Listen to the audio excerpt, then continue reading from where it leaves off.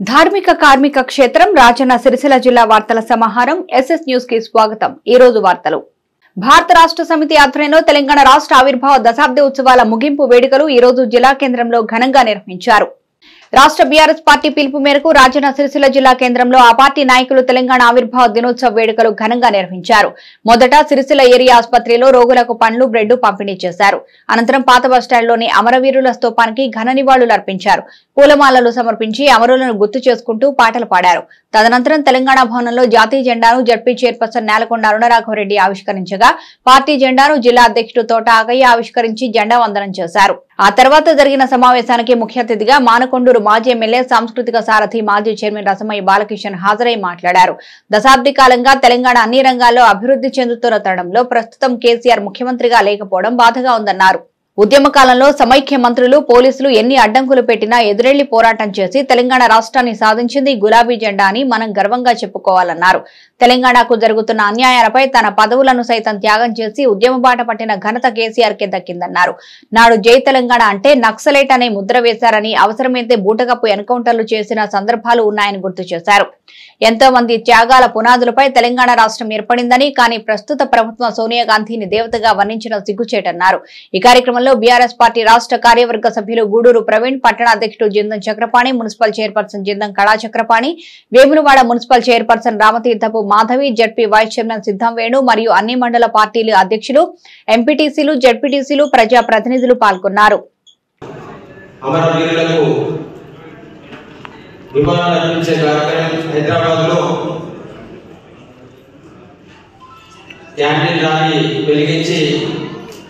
అత్యంత వైభవంగా వాళ్ళకి నివాళులు అర్పించడం జరిగింది। నిన్నటి రోజున పార్టీ వ్యవస్థాపక అధ్యక్షులు, తెలంగాణ రాష్ట్ర సాధకులు, తెలంగాణ తొలి ముఖ్యమంత్రి వర్యులు కె చంద్రశేఖరరావు గారి నేతృత్వంలో రాష్ట్ర పార్టీ కార్యాలయంలో రాష్ట్ర ప్రజలను ఉద్దేశించి వారి ప్రసంగం, అట్లాగే తెలంగాణ తల్లికి, తెలంగాణ అమరవీరుల స్తూపానికి అమరవీరుల నివాళులు అర్పించి రాష్ట్ర ప్రజలను ఉద్దేశించి రాష్ట్ర మన కార్యకర్తలు, పార్టీ కార్యవర్గాన్ని, అందరినీ సంస్థ నాయకులను ఉద్దేశించి కేసీఆర్ గారు ప్రసంగాన్ని మనందరం చూసినాం। వారి స్ఫూర్తిదాయకమైన మాటలతో వారి నాయకత్వాన్ని మళ్ళీ పార్టీకి పూర్వవైభవం సాధించేందుకు మనందరం కూడా నడుం కట్టాలి। ముఖ్యంగా తెలంగాణ రాష్ట్ర సాధనకు ఆనాడు పార్టీ ప్రారంభంలో రాష్ట్ర సాధన ధ్యేయంగా కలిసి వచ్చిన ఈరోజు వేదిక పైన వేదిక ముందున్న సహచర మిత్రులు, ఉద్యమకారులు, గౌరవ ప్రజాప్రతినిధులు, భారత రాష్ట్ర పార్టీ నాయకులు, మా అన్నదమ్ములు, మా అక్క చెల్లెలందరికీ కూడా దశాబ్ది ఉత్సవాల సందర్భంగా శుభాకాంక్షలు। తెలంగాణ రాష్ట్ర సాధనలో ప్రాణాలైన అమరవీరులకు వేదిక ద్వారా నివాళులు అర్పిస్తూ దశాబ్ద కాలంలో రాష్ట్రాన్ని ప్రగతి పథంలో దేశంలోనే అగ్రగామి రాష్ట్రంగా తీర్చిదిద్దడానికి తొలి ముఖ్యమంత్రి వర్యులు కె చంద్రశేఖరరావు గారి నాయకత్వంలో మన యాదవ్ శాసనసభ్యులు, అట్లాగే పార్లమెంట్ సభ్యులు, శాసన మండలి సభ్యులు, గౌరవ ప్రజాప్రతినిధులందరూ ప్రభుత్వానికి అండగా నిలిచి ప్రభుత్వ కార్యక్రమాల్లో భాగస్వాములుగా ఉంది ఈరోజు ప్రగతి కాముకుగా ఈ రాష్ట్రాన్ని ప్రగతి వాటిలో తీర్చిదిద్దిన దానిలో మనందరం భాగస్వాములమై తెలంగాణ రాష్ట్రాన్ని అగ్రగామిగా నిలబెట్టడంలో అందరం కూడా బాధ్యతగా పనిచేసినాం। తప్పకుండా రాబోయే రోజుల్లో మనందరి సమిష్టి కృషితో పెద్దలు కేసీఆర్ గారి, కేటీఆర్ గారి దిశానిర్దేశకత్వంలో, మార్గదర్శకత్వంలో మళ్ళీ పూర్వవైభవం సాధిస్తాం। మళ్ళీ ప్రజల అభిమానాన్ని, ప్రజల ప్రేమను చూడగొట్టమని చెప్పేసి అందరికీ తెలియజేసుకుంటూ లాఠీలైనా తూటాలైనా రగిలే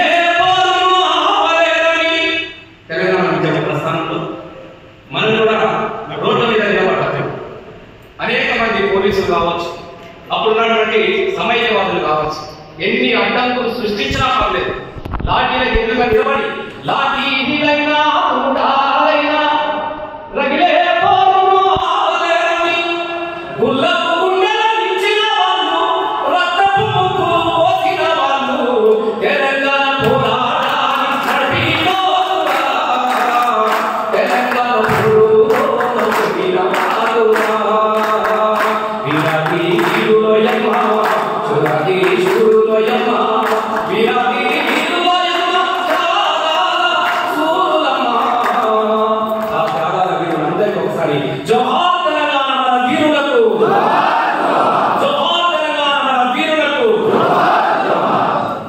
ఇవాళ త్యాగాల పునాదుల మీద తెలంగాణ రాష్ట్రాన్ని సాధిస్తా అని చెప్పేసి తన మరణ వాంగ్మూలాన్ని ఇలా యాద్ చేసుకోవాల్సినటువంటి అవసరం ఉందని నేను చాలా మంది మన విధుల్లో చెప్పుకుంటా ఉన్నాను. ఇక్కడ అందరం మనమే ఉన్నాను.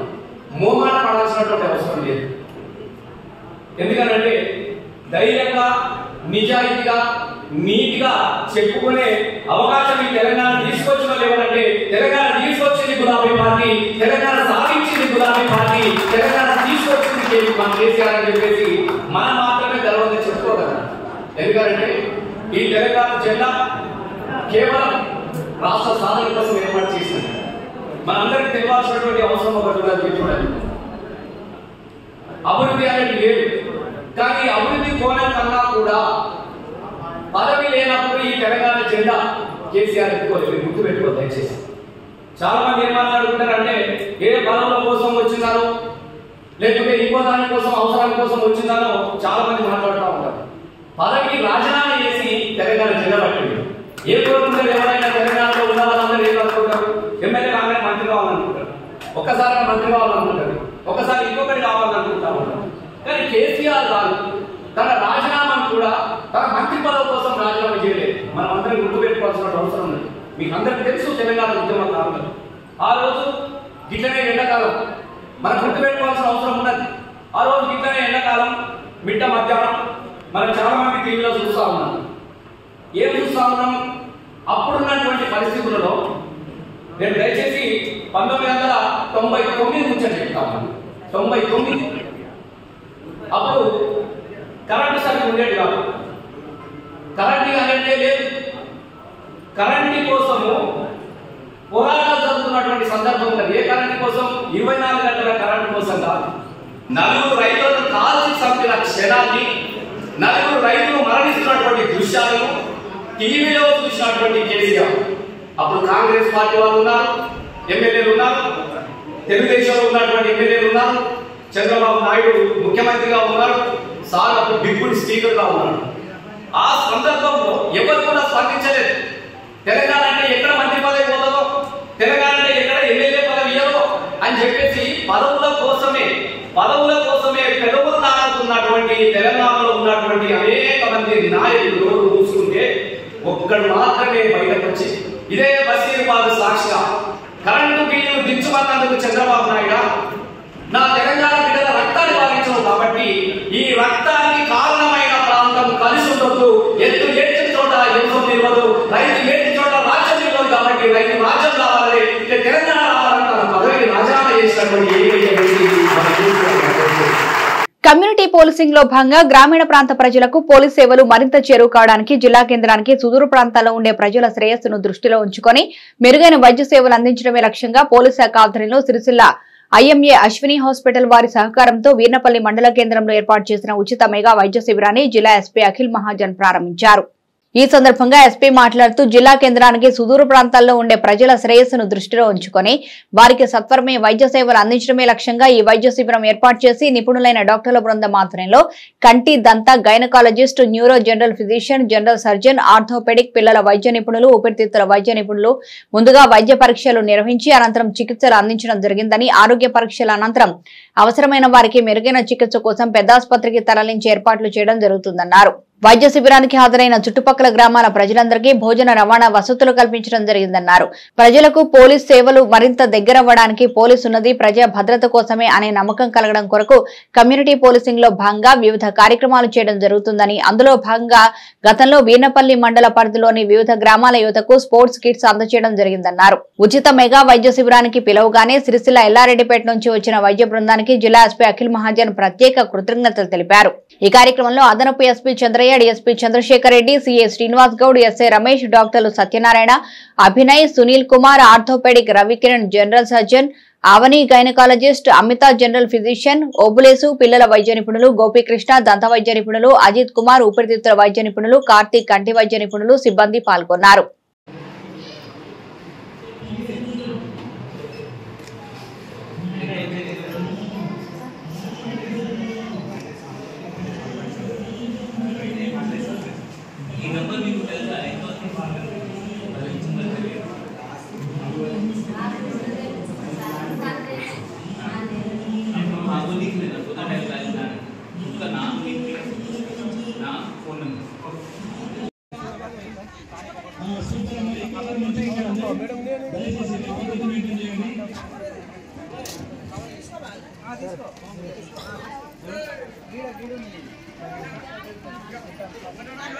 పంపిస్తాను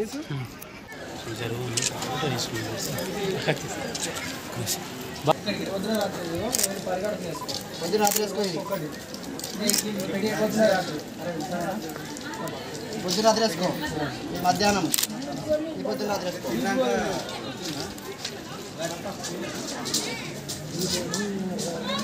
అమ్మకి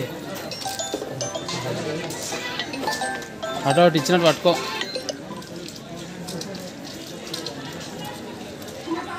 చాలా హృదయపూర్వకంగా థ్యాంక్ యూ చెప్పాలి మీరు అందరూ. ఎందుకంటే వాళ్ళందరూ చాలా సిరిసిల్ల నుండి లేకపోతే ఎల్లారెడ్డిపేట నుండి మీ అందరి కోసం వస్తున్నారు. అంటే ఇది పోలీస్ సైడ్ నుండి మనం ఎందుకు పెట్టాము అంటే ఇది కమ్యూనిటీ పోలీసింగ్ ఒకటి, దానికి జస్ట్ ఒక టైప్. అది 20 సంవత్సరం క్రింద ఇప్పుడు వీర్నపల్లిలో పోలీస్ రావాలి అంటే, మీరు పోలీస్ వాళ్ళకి చూడాలి అంటే మీరు అందరు దూరం పారిపోతారు. ఇప్పుడు పరిస్థితి ఎంత మంచి అయింది అంటే మనం మీకోసం ఇక్కడ వచ్చి మీకోసం ఫ్రెండ్లీ పోలీసింగ్ ఇక్కడ ఏర్పాటు చేస్తున్నాము. మీకోసం ఇక్కడ వచ్చి మీతో సహా మాట్లాడుతున్నాము.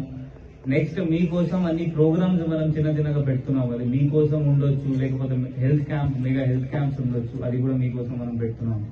చివరిసారి కూడా అయితే 2-3 నెలల క్రింద కూడా మనం స్పోర్ట్స్ కిట్ అది కూడా ఇక్కడ వీర్నపల్లి కూడా డిస్ట్రిబ్యూట్ చేయడం జరిగింది. అది అన్ని ఏంటి అంటే ఇప్పుడు మన లా అండ్ ఆర్డర్ పరిస్థితి ఎంత మంచి ఉంది, దానివల్ల మనం ఇంత దగ్గరకు వస్తున్నాం. దానికి మెయిన్ భాగ్యం మీ అందరి జనాలకి పోతుంది. ఎందుకంటే ఇంతకుముందు వీర్నపల్లి అంటే దూరం ప్రాంతం, నక్సల్స్ కొంచెం ఎక్కువగా ఉంటాయి ఇక్కడ 20 సంవత్సరం కింద. వాళ్ళకి ఇక్కడ నుండి బయట పంపాలి అంటే మీ జనాలు, మీ లోకల్ వాళ్ళు చాలా హెల్ప్ చేశారు, మీరు వాళ్ళకి ఇక్కడ నుండి దూరం పంపించారు. సో దానికి శ్రేయ కూడా మీకు అందరికీ పోతుంది.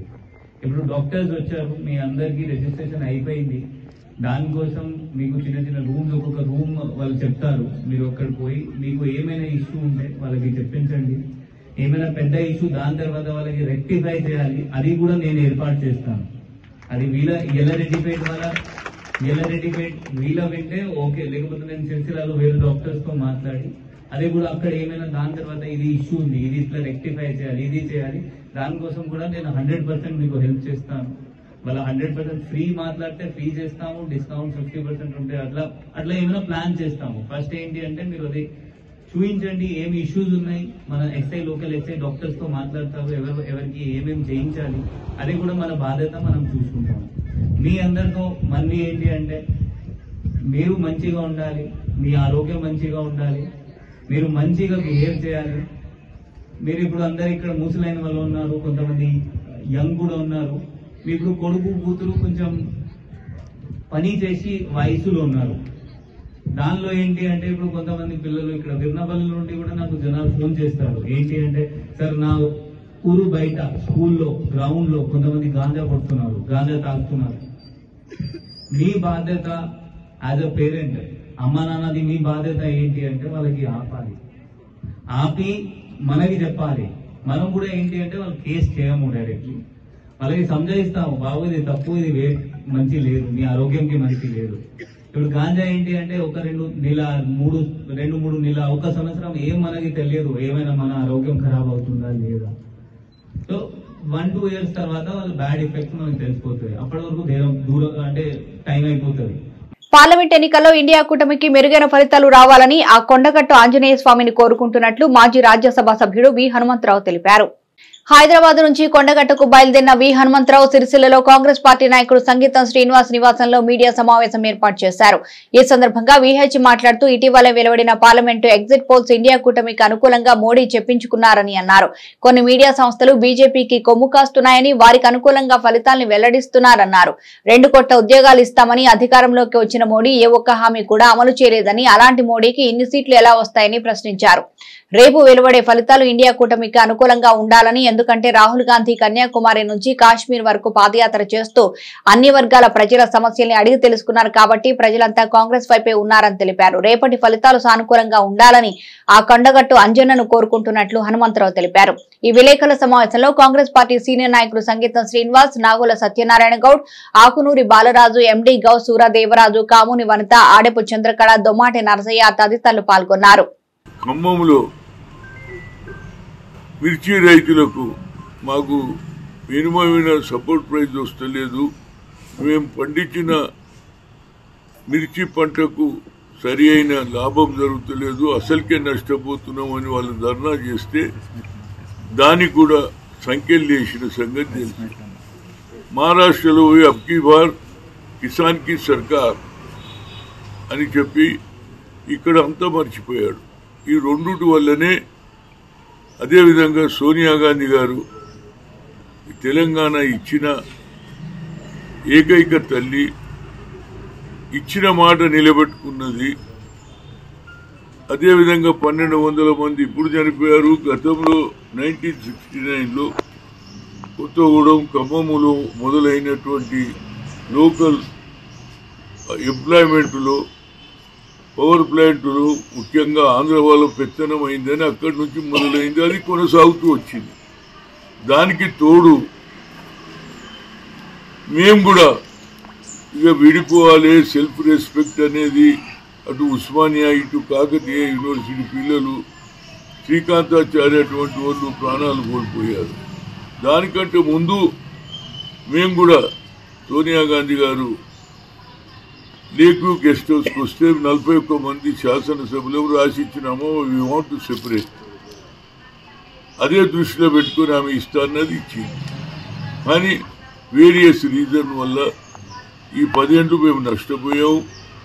ముఖ్యంగా ఎవరైతే తెలంగాణ గురించి ప్రాణాలు అర్పించినటువంటి వారికి కానీ, నిరుద్యోగ యువకులకు కానీ, ఉద్యమంలో ఫైట్ చేసి జైలు పాలే ఎవరికి కూడా లాభం చేయలేదు. కాబట్టి ఈసారి తప్పనిసరిగా రేవంత్ రెడ్డి గారి ముఖ్యమంత్రిలో కేబినెట్ తప్పనిసరిగా ఎవరెవరైతే సాక్రిఫైస్ చేసిరో వారికి సరి అయిన న్యాయం చేస్తాము అని గ్యారెంటీ ఇచ్చాము. అదేవిధంగా సోనియా గాంధీ గారు 6 డిక్లరేషన్స్ కూడా అమలు చేశాము. ఈ రేపు జరగబోయే ఎన్నికల్లో, రేపు జరగబోయే ఎలక్షన్ రిజల్ట్లో తప్పనిసరిగా కొండగట్టు ఆంజనేయ స్వామికి దర్శనం చేసుకొని న్యాయం చేయమని, మాకు తప్పనిసరిగా 10 ఏళ్లలో అన్యాయం జరిగింది. ఈసారి రాహుల్ గాంధీ కన్యాకుమారి నుంచి కశ్మీర్ వరకు నడిచాడు. అన్నిటికంటే 1981లో అయింది కులగణ. ఇప్పటి వరకు ఏ ప్రధానమంత్రి చేయలేదు. ఈవెన్ నరేంద్ర మోడీ తనే బీసీ అనుకుంటాడు కానీ బీసీ మాటనే లేదు. నేను ఓబీసీ ఎంపీస్ కన్వీనర్గా 3 సార్లు కలిసా. మా జనాభా ప్రకారంగా ఒక సెపరేట్ మినిస్ట్రీ ఇవ్వాలి. ఎనిమల్ హస్బెండరీ మినిస్టర్ ఉంటుంది, ఫారెస్ట్ ఉంటుంది. కానీ జనాభా ఉన్నటువంటి ఎక్కువ జనానికి కూడా న్యాయం చేయాలంటే అది చేయలేదు. కనుక రాహుల్ గాంధీకి కన్యాకుమారి నుంచి కశ్మీర్ పోతూ జనముల రైతుల సమస్య, నిరుద్యోగుల సమస్య, అట్టడుగున ఎస్సీ బీసీలు ఏ విధంగా వాళ్ళ బతుకులు తెచ్చుకుందని ఎక్స్రే ద్వారా కులగణ చేస్తేనే న్యాయం అన్నారు. ఇవన్నీ కూడా తప్పనిసరిగా రాహుల్ గాంధీ గారు ఏదైతే పట్టుదలతో ఉన్నారో ఆయన వస్తే తప్పనిసరిగా పేదవానికి లాభం అవుతుంది. నరేంద్ర మోడీ వస్తే అగ్ర కులాలకే ఎక్కువగా అవకాశం ఇస్తాడు, ధనవంతులకే ఇస్తాడు, కార్పొరేట్ సెక్టర్లకే ఇస్తాడు అనేది నా ఉద్దేశం. ఏదైనా రేపు రిజల్ట్లో కొండగట్టు హనుమాన్జీకి ఆయన దర్శనం చేసుకొని ఒక కోరిక, న్యాయం చేయండి, 10 ఏళ్లలో మేము సఫర్ అయినాము, ఇక ముందు సఫర్ కావద్దంటే పేదవానికి న్యాయం జరగాలంటే పేదవాళ్లకు న్యాయం జరగాలి. ఈ రేపు జరిగే రిజల్ట్లో తప్పనిసరిగా ఇండియా అలయన్స్కు న్యాయం జరగాలి, ఇండియా అలయన్స్ గెలవాలనేది ఉద్దేశంతో కొండగట్టు ఆంజనేయ స్వామి దర్శనానికి పోతున్నారు. గంభీరావుపేట మండలం గోరెంటాల గ్రామంలో జరిగిన రోడ్డు ప్రమాదంలో గొల్లపల్లి ఎల్లయ్య మృతి చెందగా పోస్టుమార్టం చేయించడంలో పోలీసులు నిర్లక్ష్యంగా వ్యవహరిస్తున్నారని ఆగ్రహం వ్యక్తం చేస్తూ మృతుని బంధువులు సిరిసిల్ల కామారెడ్డి ప్రధాన రహదారిపై బైఠాయించి నిరసన వ్యక్తం చేశారు. గంభీరావుపేట మండలం గోరెంటాల గ్రామంలో గొల్లపల్లి ఎల్లయ్య అనే వ్యక్తి సైకిల్ పై రోడ్డు దాడుతుండగా అట్నుంచి వస్తున్న కారు ఢీకొట్టడంతో ఎల్లయ్యకు తీవ్ర గాయాలయ్యాయి. వెంటనే చికిత్స నిమిత్తం సిరిసిల్ల ఏరియా ఆసుపత్రికి తరలించగా పరిస్థితి మరింత విషమించడంతో హైదరాబాద్ నిమ్స్ కు తరలించారు. అక్కడ చికిత్స పొందుతూ ఎల్లయ్య మృతి చెందాడు. పోస్టుమార్టం చేయించడంలో పోలీసులు నిర్లక్ష్యంగా వ్యవహరిస్తున్నారని, శవాన్ని ఊళ్ళోకి రాకుండా అడ్డుకుంటున్నారని ఆరోపిస్తూ మృతుని బంధువులు సిరిసిల్ల కామారెడ్డి ప్రధాన రహదారిపై బైఠాయించి నిరసన వ్యక్తం చేశారు. సుమారు 2 గంటల పాటు నిరసన వ్యక్తం చేయగా దారి పొడవునా భారీగా వాహనాలు నిలిచి ట్రాఫిక్ కు అంతరాయం ఏర్పడింది. సంఘటనా స్థలానికి ఎల్లారెడ్డిపేట సీఐ శ్రీనివాస్ చేరుకుని కుటుంబ సభ్యులతో మాట్లాడి ఆందోళనను విరమింపచేశారు. 11 గంటలకేనా 4 దాకా ఎస్ఐ పోస్టు అన్ని రాసుకొని కార కోకున్నాక దించిపించండి, పోకూరని దించిపించుకున్నాడు. మళ్ళీ సర్కిల్ షాప్ ఫోన్ చేస్తే సర్కిల్ షాప్ చేస్తే మళ్ళీ గప్పుడు తిరుపతి వస్తే గప్పుడు ఇచ్చేయండు కారు అన్నాడు. శవం ఆడ కుదిరిపోనిగా మాకు అద్దు, ఆయన ఎట్లా మళ్ళా పోస్ట్ చేసిండో ఆడ మురిగిపోని మాకు వచ్చేం పని చేయడు.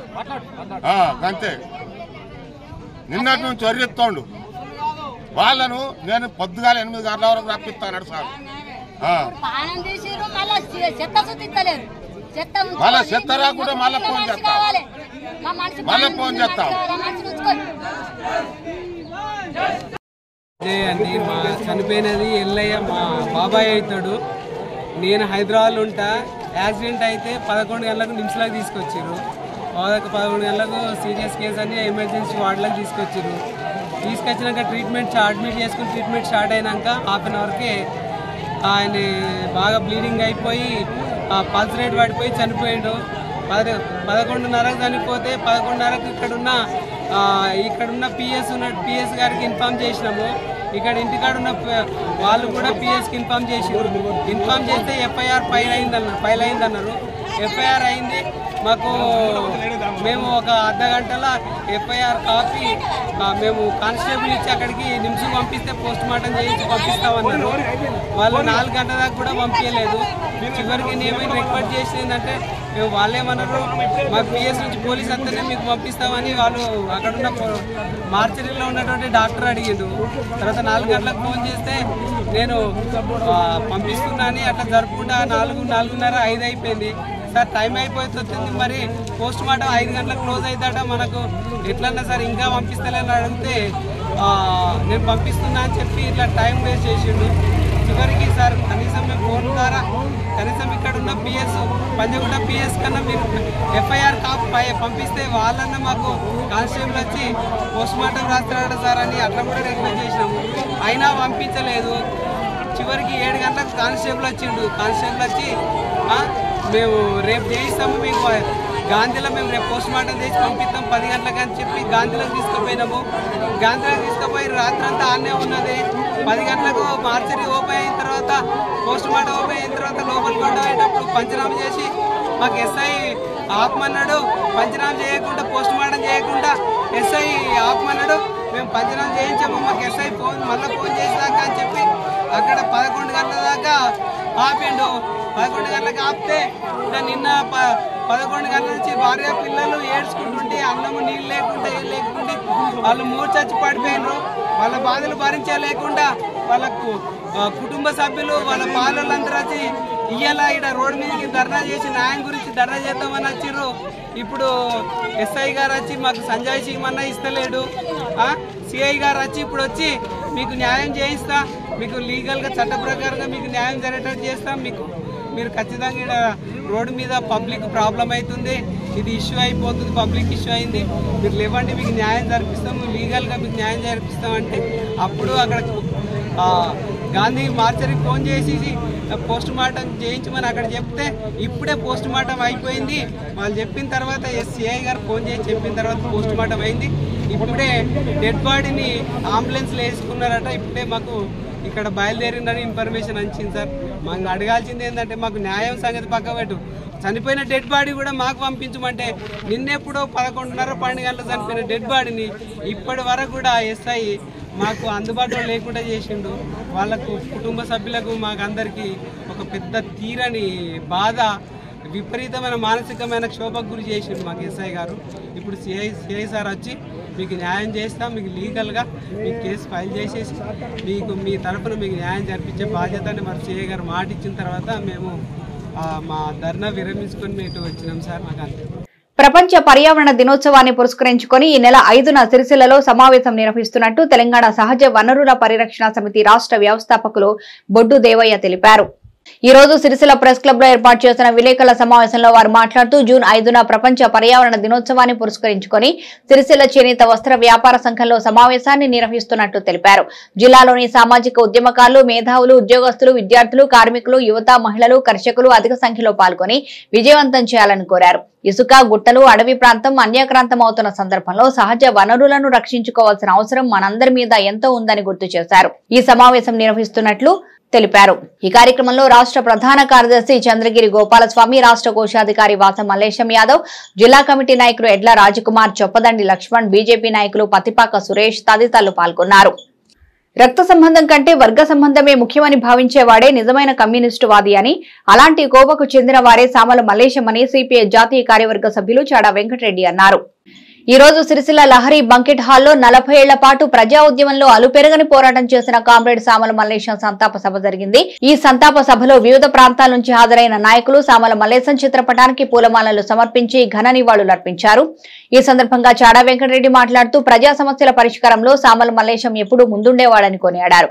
కార్మికుల హక్కుల కోసం తన చివరి శ్వాస వరకు పోరాడిన మహోన్నతమైన వ్యక్తి అన్నారు. ప్రతి కార్మికునికి శ్రమకు తగ్గ ఫలితం రావాలని అహర్నిశలు శ్రమించిన వ్యక్తి అని, ఇక్కడి బీడీ పరిశ్రమ మరియు పవర్లూమ్ పరిశ్రమ ఎదుర్కొంటున్న ఆటుపోట్లపై ఎప్పటికప్పుడు స్పందిస్తూ కార్మికులను కాపాడుకున్న ఘనత సామల మల్లేశందేనన్నారు.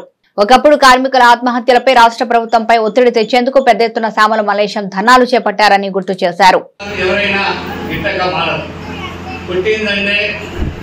ఎవరైనా ఎప్పుడో సందర్భంలో చనిపోతాం, కానీ కాలక్రమేణా పుట్టి పెరిగి చైతన్యం వచ్చి సమాజ పరిణామంలో కొన్ని మనుషులకు కావాల్సిన అవకాశాలు వచ్చినప్పుడు కొంతమంది తన వ్యక్తిగత స్వార్థం కోసం మాత్రమే పనిచేస్తారు. కొంతమంది కేవలం వాళ్ళ కుటుంబ సభ్యులు తన బంధుత్వం కోసం పనిచేస్తారు. మరి కొంతమంది మార్క్సిజం ఆలోచన విధానంతో ఎర్రజెండా నీడ కింద పుట్టి పెరిగి ఎవరికి కష్టం వచ్చినా అది నా కష్టం అని భావించే వ్యక్తులు కొంతమంది మాత్రమే ఉంటారు. వారి కమ్యూనిస్ట్. వారికి సమస్య వచ్చి చెప్పుకోగానే ఆ సమస్య మీద స్పందించి ఓహో ఈ కార్యకర్తకు సమస్య వచ్చింది, ఈ పేదవాడికి సమస్య వచ్చింది, ఇది నా సమస్య అని భావించి ఆ సమస్యను పరిష్కరించడానికి కదిలి కుటుంబాన్ని వదిలి, కుటుంబంతో సంబంధం లేకుండా కుటుంబాన్ని వదిలి ప్రజా సమస్యలే పరమావధిగా పనిచేసినటువంటి వ్యక్తులలో ఒకరు కామ్రేడ్ సామల మల్లేశం గారు. సామల మల్లేశం గారితో నాకున్న సంబంధం 1985 నేను విద్యార్థి ఉద్యమంలో కరీంనగర్ జిల్లా విద్యార్థి ఫెడరేషన్లో అధ్యక్షుడు. ఆ కాలంలో ఇక్కడికి విద్యార్థి ఉద్యమం కోసం దర్భకు సంచేసుకొని చిన్న రోడ్డు బస్సుకొచ్చి ఉండేవాడిని. ఆనాడు చెన్నమనేని వెంకటేశ్వరరావు గారు ఈ ప్రాంత తాలూకా పార్టీ నాయకుడు. మాకు విద్యార్థి ఉద్యమానికి సహకారం చేసేటువంటి వ్యక్తిగా ఉండేవాడు. మల్లేశంతో మాట్లాడుతూ ఉద్యమాన్ని నడపాలని చేసేవాళ్ళం. 1995లో ఇక్కడ జిల్లా కమ్యూనిస్ట్ పార్టీ మహాసభ జరిగింది. ఆ మహాసభలో జనరల్గా వారు మాట్లాడి మేము అప్పటి నుండి కూడా జిల్లా సమితి సభ్యులుగా, జిల్లా పార్టీ కార్యవర్గ సభ్యుడిగా ఈ 95లో ఇక్కడ ఎన్నికైనాం. అప్పుడు అనేకమైనటువంటి సమస్యలు ఏదైనా ఉత్పన్నమైతే ఎవరమైనా ఒక సైద్ధాంతికంగా లేదా సమస్య మీద చర్చ జరిగినప్పుడు ఆ చర్చ సారాంశాన్ని ఒక వైపు చర్చ జరుగుతుంటే ఆ చర్చ అన్ని చూసి చివరికి ఆయనే అది కాదు ఇది అని నిరుపమాటంగా చెప్పి దాన్ని నిర్ణయంగా చేసేటువంటి వ్యక్తి, మహాన్నతమైనటువంటి సైద్ధాంతిక రాజకీయ అవగాహనతో ఉన్నటువంటి వ్యక్తి, సమస్యలు తెలుసుకొని ఆ సమస్యలకు పరిష్కారం చూపించేటువంటి వ్యక్తి కాబట్టి సామల మల్లేశన్న గారు. అనేక మంది నాయకులు అనేక విషయాలు ప్రస్తావించారు. సామల మల్లేశం గారు ఎవరు, ఎక్కడ పుట్టాడు, ఎలా పెరిగాడు, ఏ రకంగా ఎదిగాడు, ఏ రకంగా రాజకీయాలకు వచ్చాడు, ఏ రకంగా నాయకుడిగా పేరు ప్రతిష్ట తెచ్చుకున్నాడు అనేది మనం అంతా సమీక్షించుకోవాలి. ఆయన వాస్తవికంగా ఒక చేనేత కుటుంబంలో పుట్టి మరి బాంబేలో కార్మికుడిగా బతకడానికి వెళ్ళి ఆడ ఆల్మోటా సంఘంలో పనిచేసి ఈడ మరి సిద్దిపేటకు వచ్చి ఇక్కడ ఈ ఏటీసీలో అంటే కార్మిక సంఘాల నాయకుడిగా అంతవరకే అనేక మంది ఉన్నారు. వెంకయ్య గారు, తౌట్ కనకయ్య గారు, ఇంకా అనేక మంది నాయకులు ఉన్నారు. చంద్రబాబు గారు కూడా యువకుడుగా ఉన్నాడు. ఈ రకంగా అనేక మంది కోల్పోమరయ్య ఇట్లాంటి వాళ్ళందరూ కూడా పనిచేసినటువంటి పరిస్థితి. అనే మహిళా నాయకులు ఉండేవాళ్ళు. సామల మల్లేశం గారు మరి అక్కడి నుంచి వచ్చిన తర్వాత వెంటనే ఏఐటీసీలో చేరి ఇక్కడ బీడీ కార్మిక సంఘంలో ప్రధాన పాత్ర పోషించడం. అంతేకాదు చేనేత కార్మికుడు, అప్పుడు చేనేత ఎక్కువ, ఆ తర్వాత పౌరుల నుంచి వచ్చినాయి పౌరులు కార్మికులు. అంటే ఈ రకంగా అమ్మాయి కార్మికులు, ఇంకా అనేక భవన నిర్మాణ కార్మికులు, లేదా ఇంకా మధ్యాహ్నం భోజనం ఇట్లాంటి ఏఐటీకి సంబంధించి అనుబంధించినటువంటి ఇట్లాంటి అనేక సమస్యలపై కూడా ఆయన అవగాహన ఉన్నటువంటి వారు. మాకు ప్రధానంగా మరి వెంకటస్వామి గారు చెప్పినట్టుగా ఆయన 1982లో నేను జిల్లా పార్టీ కార్యవర్గ సభ్యులు ఉమ్మడి జిల్లా 82లో. అప్పటి నుంచి అన్ని ప్రాంతాలు తిరిగేవాడిని. ఏదైనా నాకు ప్రధానంగా 92లో నేను కోవిడ్లో కరీంనగర్ జిల్లా పార్టీ కార్యదర్శిగా ఎన్నికైన తర్వాత అప్పటి నుంచి అన్ని ప్రాంతాలు తిరిగేటువంటి మరి అవకాశం ఉందని ప్రయత్నం చేయాల్సిన అవసరం ఉంది. పార్టీ విస్తరణ, ప్రజాసంఘ విస్తరణ కృషి చేసేవారు. సిరిసిల్లకు వస్తే ఇక్కడ ప్రధానంగా సమావేశాలు జరిగినప్పుడు సభ్యత్వం గురించి, ఇతర విషయాల గురించి, సంఘాల, ప్రజా సంఘాల గురించి మాట్లాడినప్పుడు సామల మల్లేశంగా చెప్పాడు. నిర్మోహం మాట ఆయన చెప్పేది ఒకటి, చేసేది ఒకటి. ఆయన ఉంటా లేదు ఆయనకు అలవాటు లేదు. ఏం చెప్తామో చేయాలి. మాత్రం కాదండి, ఎందుకు కాదే అని మేము వాదన చేస్తే మాకున్న శక్తి అది ఇలా ఒకరికి చెప్పేవాడు. అది ప్రయత్నం చేయండి, అప్పుడు మీకు మాట ఇచ్చిపోయి తప్పలేదు అని ఈ రకంగా నిర్మోహమాటంగా మాట్లాడేది. ఆయన నిజంగా చెప్పాలంటే చేనేత కార్మికులు ఇక్కడ ఆత్మహత్యల పరంపర సాగుతూ ఉంటే నేను మరి రాష్ట్ర కార్యవర్గ సభ్యుడిగా అయిన తర్వాత అప్పుడు సుధాకర్ రెడ్డి గారు రాష్ట్ర కార్యదర్శి ఉంటే ఇక్కడ నుంచి 2 వ్యాన్లలో చేనేత కార్మికులు తీసుకుపోవాలని ఇక్కడ వ్యాన్ పెట్టి చేస్తే ఆయన అక్కడి నుంచి ఇక్కడికి కాదు, ఇక్కడనే వ్యాన్ మాట్లాడి ఇక్కడ తక్కువ ఖర్చుతోటి అనుకున్న దానికంటే తక్కువ ఖర్చుతో తీసుకొచ్చిన వాళ్ళ భోజనాలు పెట్టించి సురక్షితంగా మనం తీసుకొచ్చారు. అంటే చేనేత కార్మిక ఆత్మహత్యల పరంపరలో అది నిరోధించడానికి, చేనేత కార్మికులకు న్యాయం జరగాలని, శ్రమకు తగ్గ ఫలితం రావాలని, హక్కులు రావాలని పోరాటం చేయడంలో మరి సామల మల్లేశం గారు ప్రధాన పాత్ర పోషించారని చెప్పేసి కూడా ఈ సందర్భంగా నేను తెలియపరుస్తా ఉన్నాను. అంటే ఆ రకంగా ఆనాడు చేనేత కార్మికులు, తర్వాత పౌరులు కార్మికులు హక్కుల కొరకు, చేనేత పరిశ్రమ అభివృద్ధి కొరకు, బీడీ కార్మికుల కొరకు, బీడీ కార్మిక సంఘంలో ప్రధానంగా మరి మన సుధారాం చెప్పినట్టుగా అనేక పద్ధతుల్లో మరి ఆయన ఇక్కడ ఈ ప్రాంతంలో పోరాట ఉద్యమాలు చేసిన పరిస్థితి ఉంది. మరి ఇంకో రకంగా మల్లేశ్వర స్వామి చెప్పినట్టుగా ఏదైనా నిర్మోహమాటంగా మాట్లాడే మనస్తత్వం ఉంది కాబట్టి మేము ఏదైనా ఒక కమిటీ వేస్తే, ఎంక్వైరీ కమిటీ లేకుంటే ఏదైనా విచారణ ఏదైనా వేస్తే ఆడిట్ కమిటీ వేసినా కూడా అలా ఈయన కూడా వచ్చేవాళ్ళం. ఆ రకంగా మొత్తం మీద సామల మల్లేశ్వర గారు కరీంనగర్ జిల్లా ఉద్యమంలో, ఉమ్మడి జిల్లా ఉద్యమంలో ప్రధాన పాత్ర పోషించారు. అదే కాకుండా ఈ వార్తలు ఇంతటితో సమాప్తం. తిరిగి ప్రసారం అయ్యే SS న్యూస్ లో మళ్ళీ కలుసుకుందాం. అంతవరకు సెలవు, నమస్కారం.